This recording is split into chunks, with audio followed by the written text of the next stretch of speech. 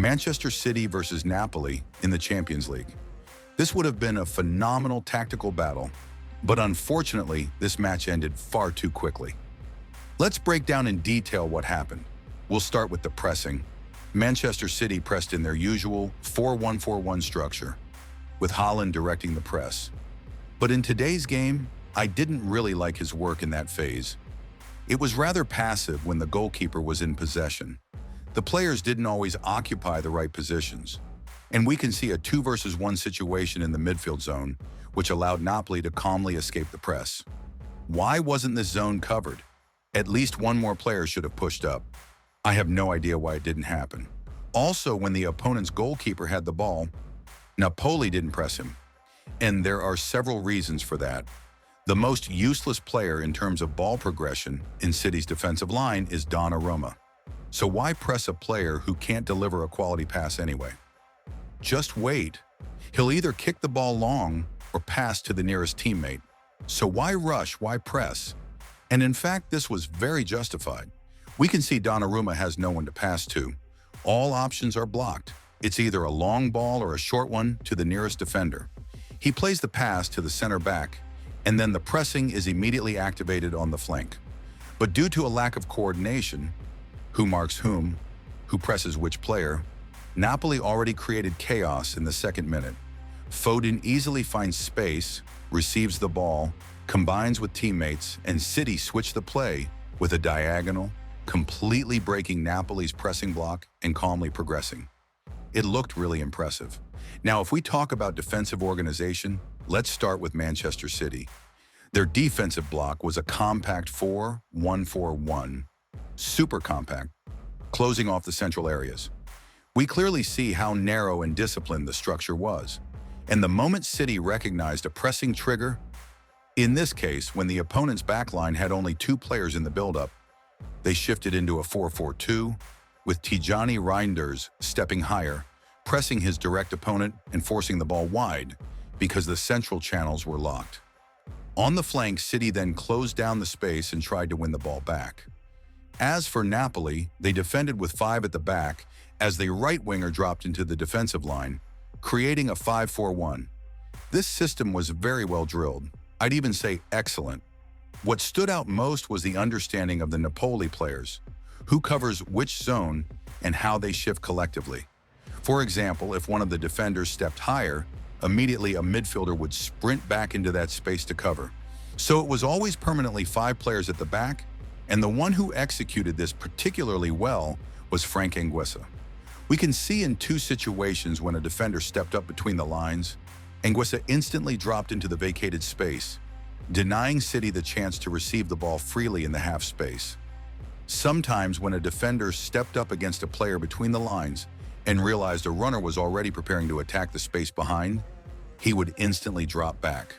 Because when it comes to defensive priorities, protecting depth is always more important than stepping out to win the ball. If you know your teammates won't have time to cover, you must choose to defend depth. Anguissa was the best at compensating for this. Others struggled more. This space appeared because the other 3 defenders on the far side always stayed aligned with the goal frame, covering the near post, the center, and the far post. They didn't shift over to cover the vacated channel, which is logical in how many teams defend. Inside the box, Napoli also defended very well and in a disciplined way.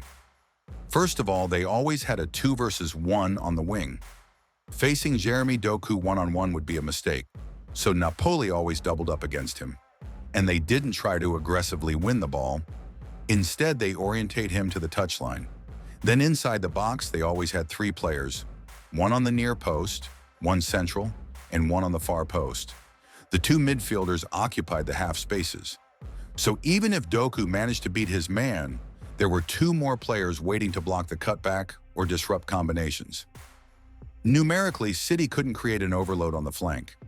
Finally, Napoli had 2 players in front of the box, tasked with sweeping up second balls and tracking midfield runners. But even this wasn't enough to stop Doku. He still managed to create a moment, dribbling through, setting up for a cross. Napoli did a very good job covering the near post, the central area of the goal, and there was only a slight chance for a player arriving at the far post with their defensive setup. But the whole game essentially ended in the 18th minute. Donnarumma simply launched the ball forward toward Haaland, who had to somehow hold it up. And he did exactly that. The ball came down, Haaland put his back into the defender, trying to shield it, as we can see on this freeze frame.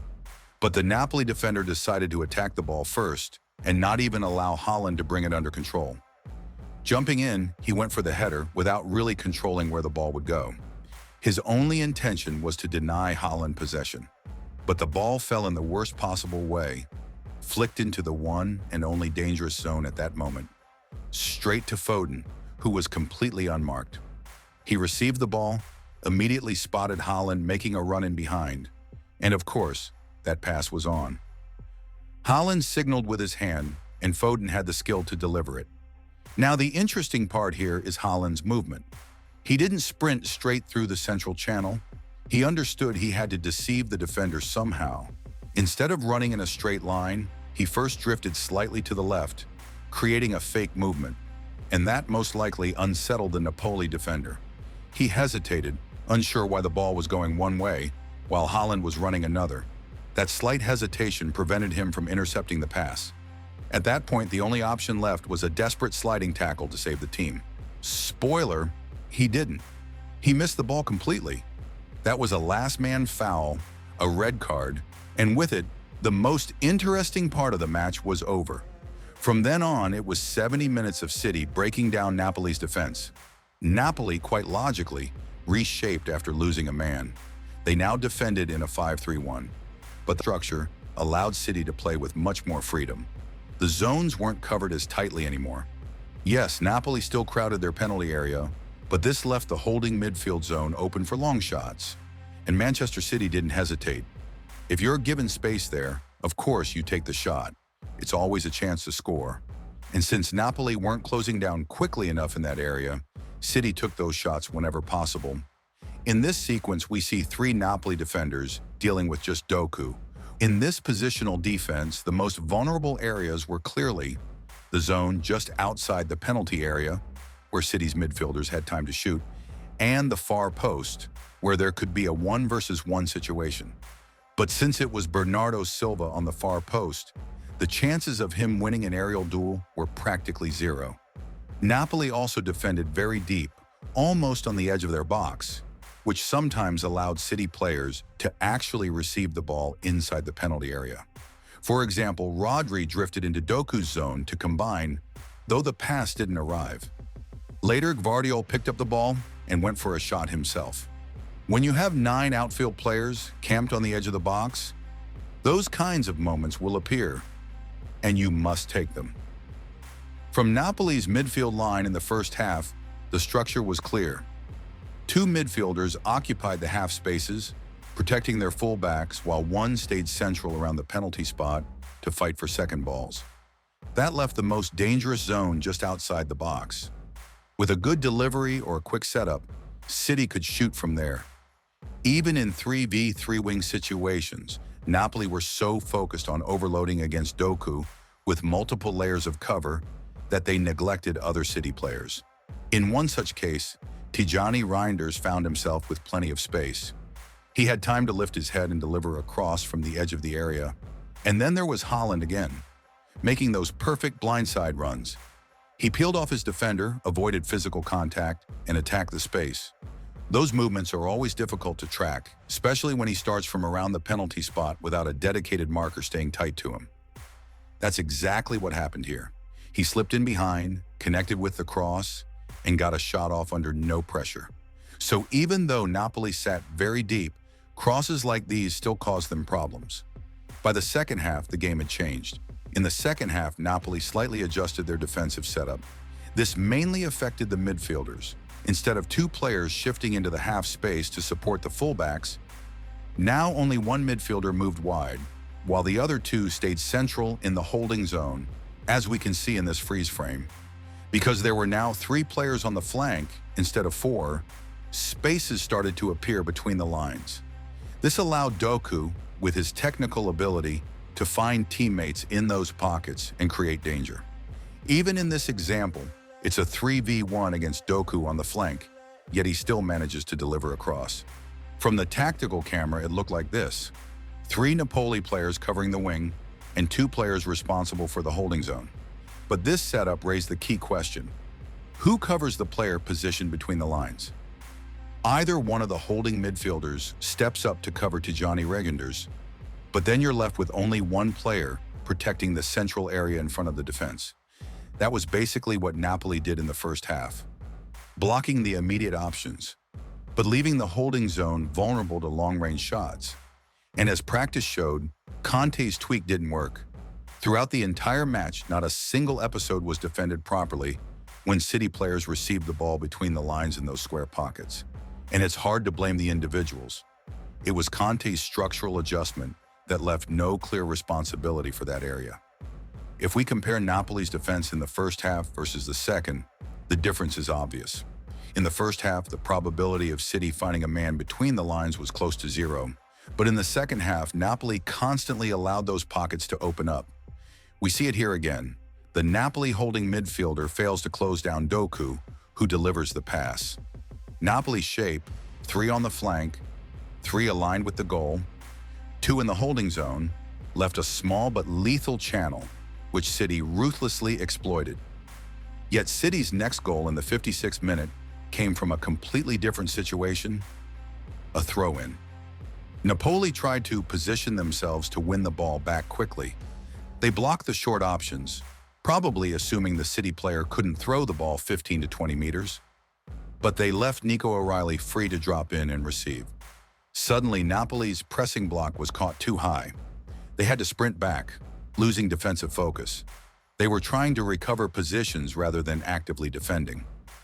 We see Anguissa here. At the moment Rodri has the ball, Anguissa isn't even watching play. He's staring at Haaland ahead, completely ignoring the ball. This allows Foden to slip into space between the lines. Napoli's number 68 tries to cut the pass but fails. Foden, half-turned, controls and immediately slides a brilliant through ball to Erling Haaland, who scores. For me, this was on Anguissa. He switched off, didn't track the ball, and should have cut the passing lane to Foden easily. The mistake probably stemmed from the failed throw-in press. Napoli's whole block was unbalanced. The second goal was nothing but a masterclass from Jeremy Doku. Last time I said he was a top 2 left winger in the world. Now he's officially my number 1. Watch him.